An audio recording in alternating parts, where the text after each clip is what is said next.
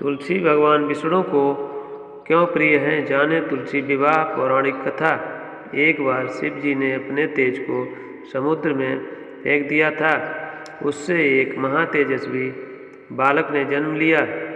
यह बालक आगे चलकर जालंधर के नाम से पराक्रमी दैत्य राजा बना। इसकी राजधानी का नाम जालंधर नगरी था। दैत्यराज कालनेमी की कन्या वृंदा का विवाह जालंधर से हुआ।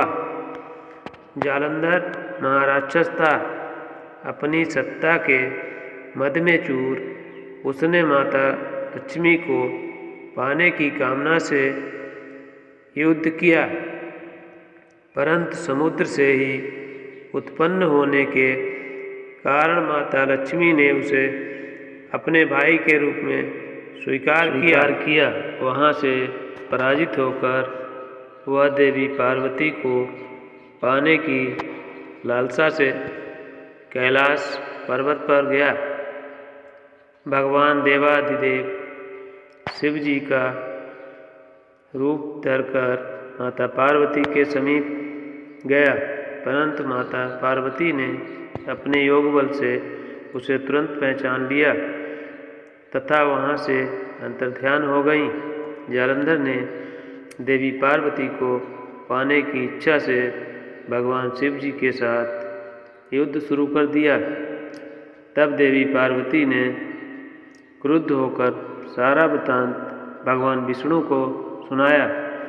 भगवान विष्णु जानते थे कि जालंधर को हराना या मारना नामुमकिन है, क्योंकि जालंधर की पत्नी वृंदा अत्यंत पतिव्रता स्त्री है।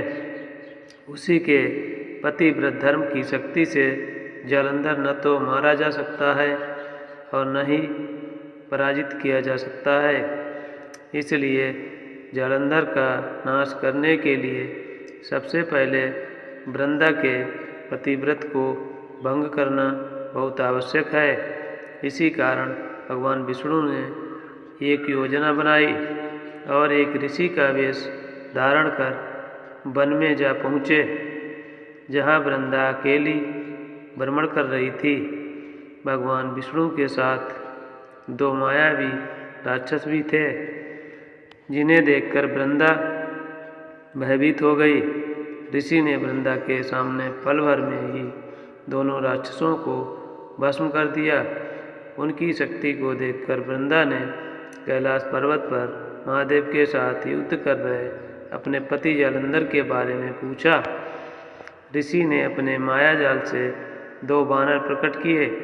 एक बानर के हाथ में जालंधर का सिर था तथा दूसरे के हाथ में धड़। अपने पति की यह दशा देखकर वृंदा मूर्छित होकर गिर पड़ी। होश में आने पर उन्होंने ऋषि रूपी भगवान से विनती की वह उसके पति को जीवित करें। भगवान ने अपनी माया से पुनः जालंधर का सिर धड़ से जोड़ दिया, परंतु स्वयं भी वह उसी में प्रवेश कर गए। वृंदा को इस छल का तनिक भी आभास न हुआ। जालंधर बने भगवान विष्णु के साथ वृंदा पतिव्रता का व्यवहार करने लगी, जिससे उसका सतीत्व भंग हो गया। ऐसा होते ही वृंदा का पति जालंधर युद्ध में हार गया। इस सारी लीला का जब वृंदा को पता चला तो उसने क्रुद्ध होकर भगवान विष्णु को हृदयहीन शिला होने का श्राप दे दिया। अपने भक्त के श्राप को भगवान विष्णु ने स्वीकार किया और शालिग्राम पत्थर बन गए। सृष्टि के पालनकर्ता के पत्थर बन जाने से ब्रह्मांड में असंतुलन की स्थिति हो गई। यह देखकर सभी देवी देवताओं ने वृंदा से प्रार्थना की वह भगवान विष्णु को श्राप मुक्त कर दें। तब देवी वृंदा ने भगवान विष्णु को श्राप से मुक्त कर दिया और स्वयं आत्मदाह कर लिया। जहाँ वृंदा भस्म हुई वहाँ पर तुलसी का पौधा उगा। भगवान विष्णु ने वृंदा से कहा, हे वृंदा, तुम अपने सतीत्व के कारण मुझे लक्ष्मी से भी अधिक प्रिय हो गई हो। अब तुम तुलसी के रूप में सदा मेरे साथ रहोगी। तब से हर साल कार्तिक महीने के देव उठानी एकादशी का दिन तुलसी विवाह के रूप में मनाया जाता है।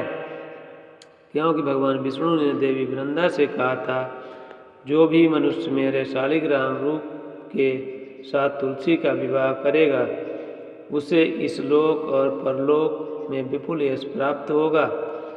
उसी दैत्य जालंधर की यह भूमि जालंधर नाम से विख्यात है। सती वृंदा का मंदिर मोहल्ला कोट किशनचंद में स्थित है। कहते हैं कि इस स्थान पर एक प्राचीन गुफा भी थी जो सीधी हरिद्वार तक जाती थी। सच्चे मन से 40 दिन तक सती वृंदा देवी के मंदिर में पूजा करने से सभी मनोरथ पूर्ण होते हैं। जिस घर में तुलसी की पूजा होती है वहाँ यम के दूत भी असमय नहीं जा सकते। मृत्यु के समय जिसके प्राण मंजरी रहित तुलसी और गंगा जल मुख में रखकर निकल जाते हैं वह पापों से मुक्त होकर वैकुंठ धाम को प्राप्त होता है। जो मनुष्य तुलसी व आंवलों की छाया में अपने पितरों का श्राद्ध करता है उसके पितर मोक्ष को प्राप्त हो जाते हैं। दोस्तों, अगर आप लोगों को कहानी अच्छी लगी हो तो हमारे चैनल को सब्सक्राइब करें और कमेंट बॉक्स में तुलसी माता की जय अवश्य लिखें। धन्यवाद।